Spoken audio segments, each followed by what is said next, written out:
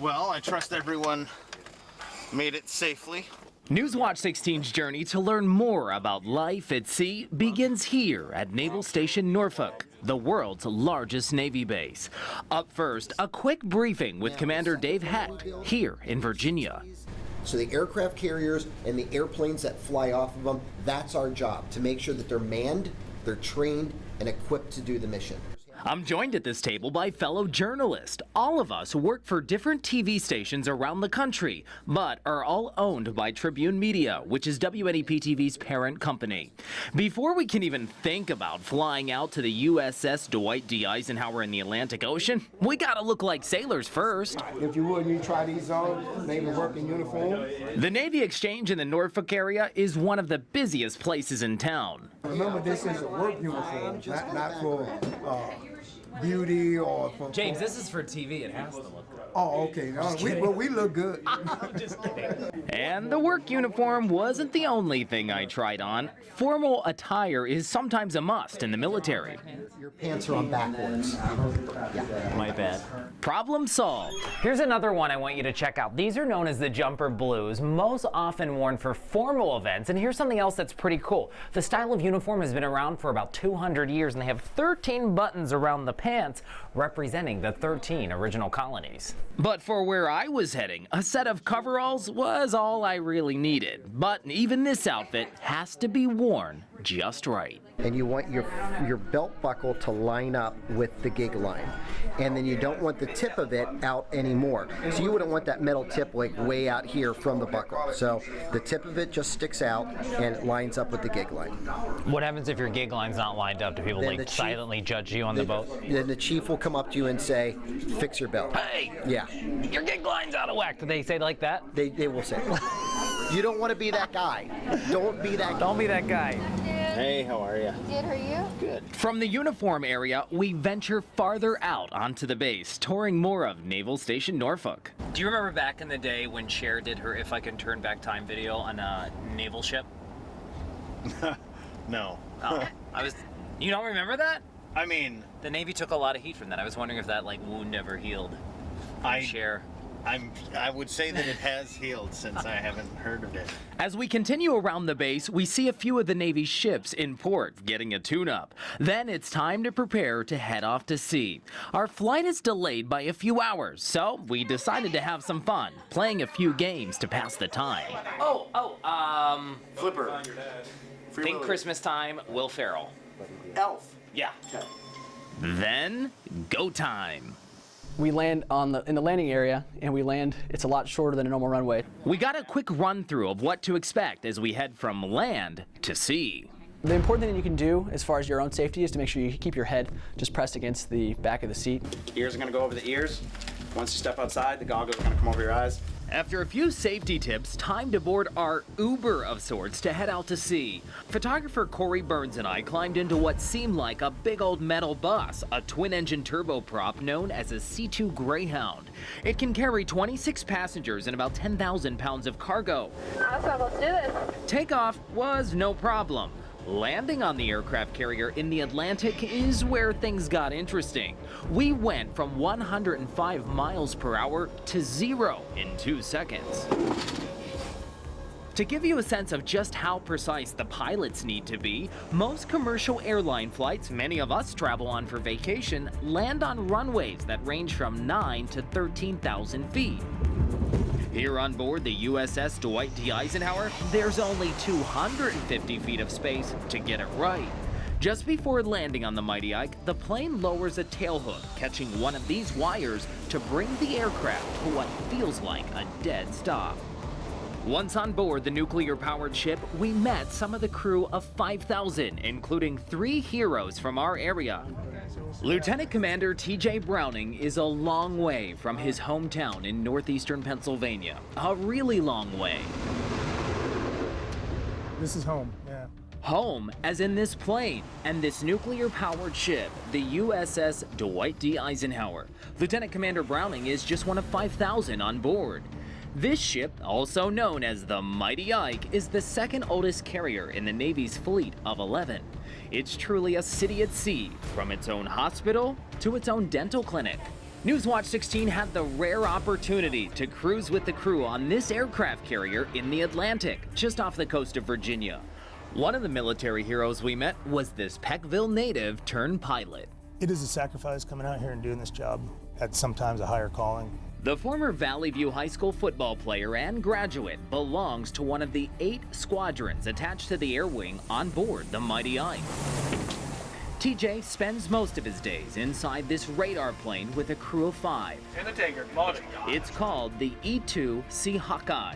Essentially, it's an eye in the sky, sending a picture of what's going on around the ship back to the commanders on board. We can provide real-time data so that the men in charge down here can make informed decisions about the battle space that's going on. The mission out here for TJ and everyone is simple. Maintain readiness, meaning that if needed for war or a humanitarian effort, the Ike and its crew are ready. The days are sometimes 18 hours long. TJ credits his work ethic to his upbringing in our area. Those the intangible lessons learned from life about leadership, about family values, about core values, I saw mirrored in the military, and it was just an easy fit for me to jump into that based off of my experiences back home. You can take the boy out of Scranton, but you can't take Scranton out of the boy. Do you ever catch yourself out here being like, there's a couple two-tree planes on the runway? There, a lot of that in 14 years, a lot of that has been weeded out. However, when it's pizza night on the ship, I still complain about it not being real pizza. It's round, it's not square, and it's not from Old Forge. As for where TJ grew up, it's here at this house in Peckville, right along Academy Street. And then started going. We caught up with his parents, Tom and Maria. They say flight was always in their son's blood. From, I think, the day he looked up in the sky the first time and saw an airplane. It kind of gives your life a different family feeling. When TJ's mom thinks of her son's military service, it takes her back to a quote on the 2 things parents can hope to give their children. One bequest is roots, and the other is wings. He pretty much took it literally, and he is flying off to do what he believes in. And every time TJ takes to the skies, he wears a piece of safety gear that reminds him of Northeastern PA. Equipment he received along with his bomber's jacket when he graduated from flight school years ago. You also get your helmet, and there's a box that says Gentex. That was a pretty tight moment. You know, that the gear that I was going to be wearing was coming from home. When he's not at sea, the 36-year-old spends as much time as he can with his wife, Kara, and their 2 little girls. They're now living in Virginia, close to the naval base. TJ hopes to make it back to Lackawanna County for St. Ubaldo Days over Memorial Weekend. He says every time he returns to Northeastern PA, it reminds him of why he's been so successful. We produce excellent people coming out of the Northeast, hard workers, you know, men and women of value, and keep pressing. A work ethic built in our area, filling TJ with pride as a pilot who's proud to serve our country. We try to send it off at 130 knots. Another hero from our area who's proud to serve is Lieutenant Commander John Stockdale. He helps get all of the aircraft into the air. They're known for speed, known for their firepower, and those sailors responsible for giving the thumbs up so these supersonic jets can basically be slingshotted off of the flight deck are the people known as shooters. The shooter is responsible for safely getting the aircraft from the flight deck, hooked up to the catapult, and launched off the flight deck into the air. Lieutenant Commander John Stockdale is from Sullivan County. So I grew up in LaPorte, Pennsylvania. I went to the Naval Academy right from high school. It was kind of something that I wanted to do. Newswatch 16 caught up with the 33-year-old and other military heroes just off the coast of Virginia when we landed on board the USS Dwight D. Eisenhower, aka the Mighty Ike. The ship's mission right now? Being prepared for anything, whether it's war or peace, which means daily training for this crew of 5,000. So if it was a 54,000-pound E2, the CSV setting would be 106. As a shooter, John says there are loads of calculations that have to be done before sending multi-million-dollar machines airborne. Calculations that include wind speed, the type and weight of the aircraft, as well as current temperature. When needed, the team can shoot off one aircraft a minute or faster. The flight deck on the Mighty Ike is about the size of 3 football fields. And as you can see, it's quite colorful. Each colored shirt out here worn by the crew represents a different job. Hand signals are used for the majority of communication, almost creating a colorful, choreographed dance at sea. During his 11 years in the military, this former childhood wrestling star and Sullivan County High School graduate held various jobs in the Navy, at one point working as a helicopter pilot. It's a military career at sea, inspired by his family's values back home. My dad and grandfather were both in the Navy during Vietnam and World War II, so that was a big part of what I thought was important for values in life. We're very proud of John and all the military people that serve our country. They give a tremendous sacrifice being away from home for months and years at a time sometimes. Even in 7th grade, John knew that he wanted to be in the Navy. I think the biggest thing that I brought with me was hard work and like the determination to not let hard times bring you down. Lessons learned as a northeastern Pennsylvania native who went from being that little boy who dressed in a sailor suit to an accomplished naval officer who wasn't afraid to spread his wings. Branch out, you can always come back. Here's a really cool behind-the-scenes element we also wanted to show you that I found crawling through the passageways here on the Eisenhower. How about this? There's 2 people you might not know actually have really important roles on this ship. We have Bobby, who is the fit boss, not to be confused with cake boss, and Vicky, the fun boss. So what do you do here? I provide recreational activities for the crew. And stuff like? We do edible art night, which keeps our fit boss in business. We threw a Super Bowl party in the hangar bay. We've had barbecues on the flight deck. We do bingo. We do karaoke night. Anything you could find that's fun, there's usually a way we can kind of make it work out on the ship.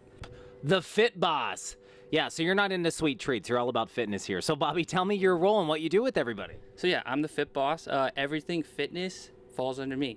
So fixing equipment, ordering equipment, programming, running classes, pretty much everything to get the sailors in shape falls on my shoulders. Challenges is definitely kind of figuring out the food dynamic, obviously. But I tell sailors, once you get in a rhythm, if you get in a rhythm, like a good routine where you work out daily, semi-daily, underways go quicker, you can defeat stress, all the negativity, kind of some of the stressors. Just get in a rhythm and just find your path, really. Another sailor we met on board is from Wayne County. So we would get down here, get it under the bomb and interlock it. Petty Officer 2nd Class Michael Schuler of Waymart is one of the go-to guys when it comes to the firepower on board the USS Dwight D. Eisenhower. I built bombs for deployment for Operation Inherent Resolve. And those bombs can sometimes weigh anywhere from 500 to 2,000 pounds. He's a superstar. He looks like a superhero.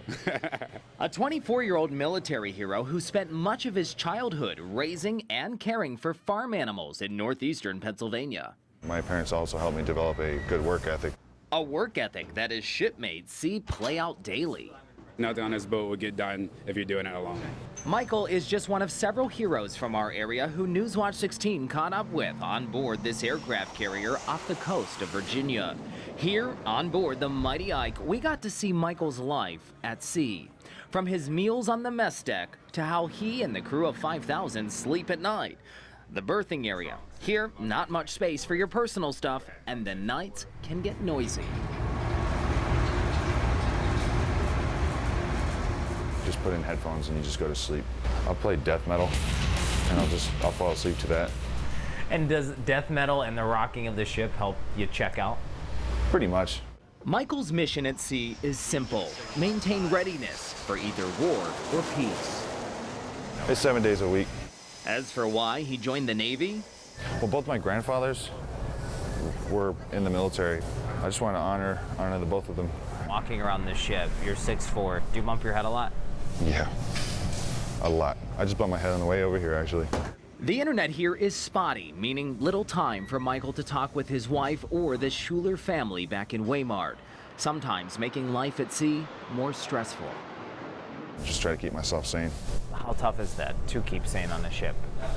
To keep sane on the ship, you need something. You need a hobby. And my hobby is the gym. The Ike has several workout areas, including the Seaside Gym, which hands down probably has the best view on the carrier. What's the biggest thing you miss from back home when you're here? Biggest thing I miss? Some Old Fort's pizza. I really would like some right now. Yeah, me too. Packages from back home help. I get this great feeling, and I was like, I can't wait to go to my rack and like open it up and like see what my wife or my parents or what someone sent me. And once the mission at sea is complete, one small home from the 282-pound sailor his friends think is a superhero. I just like to sit with my mom and have conversations, drink coffee with her. A superhero who still has his roots in our area.